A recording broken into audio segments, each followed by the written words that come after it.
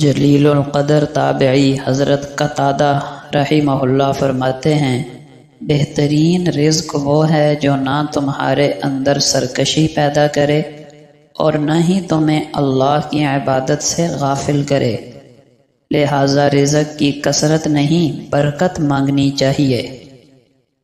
امام ابن تیمیہ رحمہ اللہ فرماتے ہیں، وہ مصیبت جو تمہیں اللہ کے در پر لے آئے اس نعمت سے بہتر ہے جس میں تم اللہ کے ذکر کو ہی بھول جاؤ۔ دراصل ایسی مصیبت ہی نہیں بلکہ اللہ کی نعمت ہے جو ہمیں اللہ کے قریب کر دے۔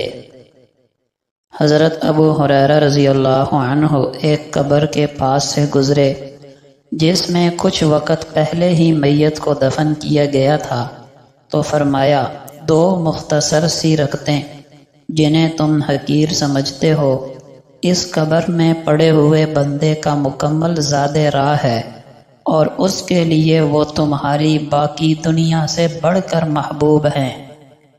کیا آج ہمارے نزدیک دو رکعتیں دنیا جہاں کی دولت سے زیادہ قیمتی ہیں؟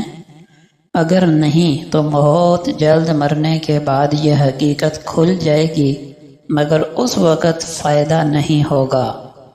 حضرت فضیل بن عیاض رحمہ اللہ فرماتے ہیں، اللہ کافی ہیں محبت کے لیے، قرآن کافی ہے تسلی دینے کے لیے، اور موت کافی ہے نصیحت کے لیے۔ ایک بزرگ فرمانے لگے، اگر مرد و عورت فرض نماز جیسی اہم عبادت مسجد میں ایک ساتھ نہیں پڑھ سکتے تو سکول کالج میں کیسے ایک ساتھ پڑھنا جائز ہو گیا؟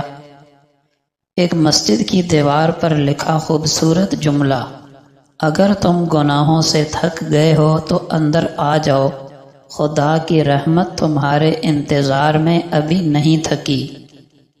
کسی کو خوشی دینا ایک صدقہ ہے، مگر کسی کو دکھ دینا وہ قرض ہے جو آپ کو ضرور واپس ملے گا۔